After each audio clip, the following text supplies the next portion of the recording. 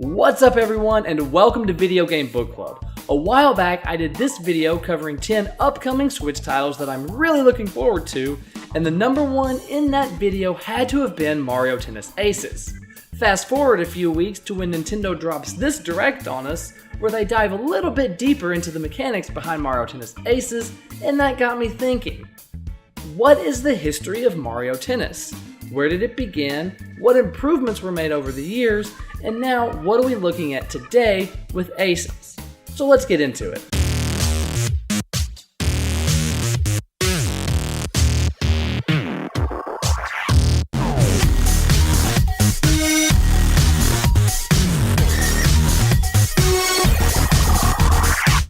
Mario Tennis. The name alone brings back feelings of nostalgia from the early 2000s. You'd be excused if the first game you thought of was the Nintendo 64 release, but in reality, the Virtual Boy holds the first Mario Tennis title from 1995. Although, technically that game is called Mario's Tennis, I'm counting it anyway. Mario's Tennis, known as Mario's Dream Tennis during early development, is the first tennis-related Mario game, along with being one of the first Virtual Boy games released. The roster of playable characters comes from the same selection as Super Mario Kart, released for the Super Nintendo Entertainment System 3 years earlier in 1992. Excluded from the player pool, however, is Bowser. Mario's Tennis includes both singles and doubles modes for anyone wanting to play a match, along with some options to play regular exhibition-style match or to create a tournament. True to the actual sport, you begin each game with one player serving and the other returning. From there, the point is played out like normal. Simple and straightforward. There are no big thrills with Mario's Tennis, but these massive sprites do showcase a lot more detail than I was expecting when booting this up for the first time. The music here is also extremely well done. The most interesting piece of information regarding this title is hidden within the game's code. There, you can find the name of an unused character, Kasserin, though there are no sprites associated with them. What makes this even more interesting is that Kasserin is an alternate spelling of Catherine, which is Birdo's Japanese name, leaving us all to assume Birdo was initially planned as a playable character, but later scrapped for unknown reasons. All in all, for what it is, Mario's Tennis is a fairly decent game. Lack of an actual multiplayer mode with other humans instead of computers and any sort of character progression definitely sucks. Although, you can make the argument that being on the Virtual Boy doomed this game from the beginning anyway. 5 years later, on August 28th of 2000, we would see the return of Mario Tennis on the Nintendo 64, simply titled Mario Tennis. Camelot had proved themselves a year earlier with Mario Golf, and with them behind the wheel, Mario Tennis could only improve. You can thank this game for bringing us Waluigi, as he is first introduced in the opening scene for the Mario Star Tournament. We also add Daisy, Shy Guy, Wario, Bowser, Donkey Kong, Birdo, Baby Mario, and Boo to the cast of playable characters, a lot of which were also available in Mario Golf. There are 4 more characters that are unlockable through the N64's transfer pack, but we'll get to those later on in this video. Mario Tennis 64 brings with it numerous updates and improvements to shot placement and type. Stance and approach are taken into consideration when lining up a shot. Unlike Mario's Tennis, you have more than 2 shots at your disposal and are able to charge them up in order to unleash a more powerful type of shot. Characters also have different playstyles and are designated as all-around, technique, power, speed, or tricky players. Courts also play a part in how you play the game. Certain courts' ball speed and ball bounce are affected based on their makeup, similar to how real tennis courts play. A grass court, like Wimbledon, has a fast ball speed but a low ball bounce. As a tennis player, this is something I can really appreciate.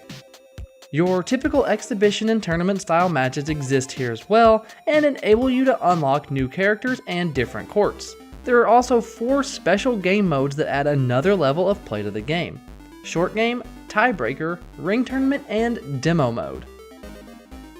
Goomba, Bullet Bill, Womp, and Waluigi were all suggested as playable characters, and all dismissed for various reasons. However, Waluigi, the weirdest of them all, was shot down by Shigeru Miyamoto himself. The world is not ready for an anti-Peach just yet. A little over 4 months later, in January of 2001, we would see the first handheld release of Mario Tennis for the Game Boy Color. As a first for the series, Mario Tennis includes an RPG-like story mode where you play through the game as either Alex or Nina on a quest to defeat the best player of them all, Mario. We saw the advancement of the series here by giving you more than just your generic tennis game. Rather than booting up the game and jumping straight into an exhibition match, which you can do with a very limited roster at the beginning, the game instead wants you to build one of 2 characters up throughout a career at the Royal Academy Tennis School. As you progress through the ranks, your character's abilities in different areas will increase, similar to an RPG. Actually, that's just like an RPG. In Mario Tour, the game's story mode, your character has a coach and will play against higher ranked opponents in order to achieve a higher ranking yourself, and the higher your rank, the higher ranked opponents you get to play. Eventually, you will be good enough to enter the Island Open, after which you can face off against Mario on the castle court. Or, if you're a doubles expert, you get Mario and Peach. Similar to the N64 counterpart, there are various types of courts with varying statistics for ball speed and bounce. There are also special unlockable courts that offer even more variety in gameplay and appearance. I mentioned earlier that the initial roster is quite limited, and with only 3 playable characters right off the bat, I think that's a valid statement. Luigi, Baby Mario, and Donkey Kong are ready for use, with Mario and Peach being unlockable through the story mode. As I alluded to before, the N64 Transfer Pack allows us to unlock some characters between the Game Boy Color and the N64. Yoshi, Wario, Waluigi, and Bowser are all unlockable through the Transfer Pack for the Game Boy Color version, whereas Alex, Nina, Harry, and Kate are all unlockable on the N64 version. 4 years after the release of Mario Tennis on the Nintendo 64, we get the follow-up title on the GameCube, Mario Power Tennis. Despite having a much better look overall, Power Tennis doesn't really bring anything new into the Mario Tennis mix. Again, we see the addition of some new characters with Bowser Jr., Diddy Kong, Fly Guy, Wiggler, and Petey Piranha. Koopa Troopa also gets credited for being new in this title, even though he was playable in the Virtual Boy release, but a lot of people also don't count that release. I do. Similar to every Mario Tennis game before it, Power Tennis offers exhibition, tournament, and special modes along with various types of courts. Characters all retain a special offensive and defensive power shot, which could really come in handy on those special courts, which offer varying gimmicks from harassing ghosts to moving conveyor belts. 5 years later, we would see the return of this game on the Wii with new play controls, allowing us to play the classic GameCube Mario Power Tennis using these amazing new motion controls that are just groundbreaking. Aside from adding in some new court characters, gimmicks, and game modes, Power Tennis doesn't really move the needle as far as advancements for the series. The RPG-like games stayed behind on the handheld, while console players merely got a solid tennis game to play with their friends at parties or whatever. 4 years have passed since we last saw a handheld Mario Tennis game, but in December of 2005, we received the follow-up to the Game Boy Color title, Mario Tennis Power Tour, on the Game Boy Advance. Following a very similar plot and gameplay line, Power Tour does include the addition of power shots to the handheld versions of the series. And although it is the GameCube version's counterpart, the two cannot be connected in any way like the former N64 and Game Boy Color games were. Like Mario Tennis for the Game Boy Color, you choose your main character to begin the story. Power Tour, however, gives us the best character you can ever play as, because you can play as me. You're welcome. True to form, you play through the rankings of the Royal Academy until you advance to the Island Open. Upon winning the Open, Mario shows up and kindly gives you the honor of playing against him, which starts the Peach Tournament. Your character travels to the Mushroom Kingdom to play at the Peach Dome, where you are told that it was in fact Mario and his friends wearing those masks at the Academy, and that it was also them who introduced the idea of power shots to Earth.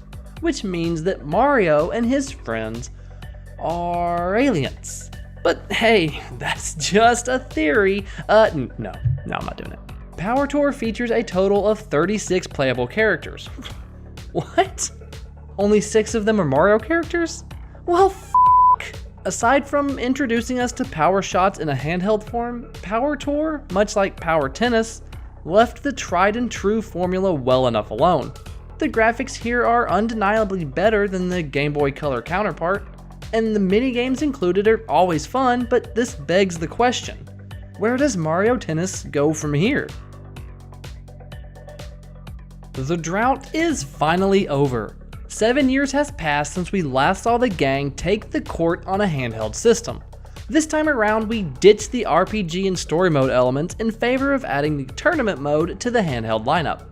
The 3DS also brings us the nicest looking Mario Tennis game on a handheld so far. There are a total of 25 playable characters, with Luma, Baby Mario, Baby Peach, and Dry Bowser being unlockable through the game, while 7 alternate Yoshi colors and Metal Mario are unlockable through scanning special QR codes using the 3DS camera.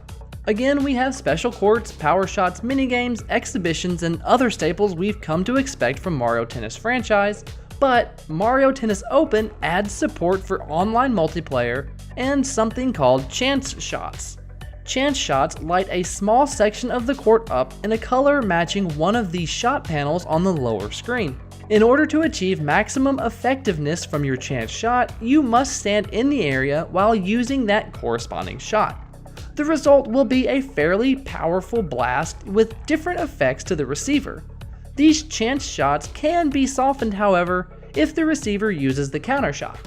For example, a top spin chance shot can be counterattacked by a slice return shot. Outside of that, Mario Tennis Open is a straightforward entry that, after a 7-year dry spell on new Mario Tennis games, will leave you hungry for more and wondering what exactly is next. Again. Well, if you thought 7 years was a long wait for a new handheld version, how about this 11-year span from 2004 to 2015 for a new home console version? Disclaimer, I am not counting the Wii version with new play controls, because that wasn't new. After 11 years, you would think we would have an amazing game on our hands, right? Well, hold on a second, because you would be dead wrong. Like, the deadest of wrongs you could possibly be.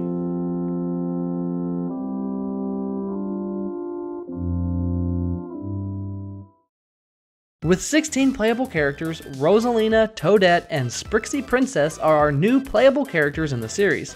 Amiibo are also supported, but just in the computer training aspect, similar to how Super Smash Bros. Worked. Ultra Smash depressingly gives us 4 game modes. Classic and Online are nothing more than regular Mario Tennis, featuring power shots and chance shots. Knockout Challenge replaces tournament mode and requires you to face a different opponent in a ladder-style matchup. 2 things Ultra Smash does introduce into the series is Mega Battles and Jump Shots. Mega Battles is your basic tennis game with the added element of Mega Mushrooms, which increase the size of your character along with their offensive and defensive skills, whereas Jump Shots enable the character to leap up and perform more powerful shots with different angles from higher above the court. Ultra Smash is a very polished game and it looks absolutely beautiful. However, outside of those 2 additions, one of which, Mega Battles, becomes extremely played out very quickly, it's clear to see that Ultra Smash was phoned in and rushed out to have a new game playable on a dying system. Admitting that absolutely hurts, since after 11 years of absence on a home console, this is the game that we were given. And now it's 2018. Welcome Mario Tennis Aces. Well, not yet, since it's not out yet, but we'll be welcoming it soon enough, and what we've been shown so far has a lot of people excited. Including the RPG story mode once again, and for the first time on home console, is something I think that could send this game over the top for a lot of people. I can only imagine that this is the game that Camelot wanted Ultra Smash to be, but we'll never really know. And with all of that said, Mario Tennis Aces is clearly coming from a long line of some great and not so great Mario Tennis titles. Incorporating the pieces that made each one unique into one whole game could leave Nintendo with another hit on their hands. Now, all we need is to see the return of Mario Golf. And that's pretty much the history on Mario Tennis. It started on the Virtual Boy and is now on the Nintendo Switch, or will be soon. So let me know below in the comments, what was your first experience with Mario Tennis? Personally, mine was on the Nintendo 64, but I have loved it ever since, including Ultra Smash on the Wii U. Controversially, of course. But let me know, guys, and I will see you all next time. Take care.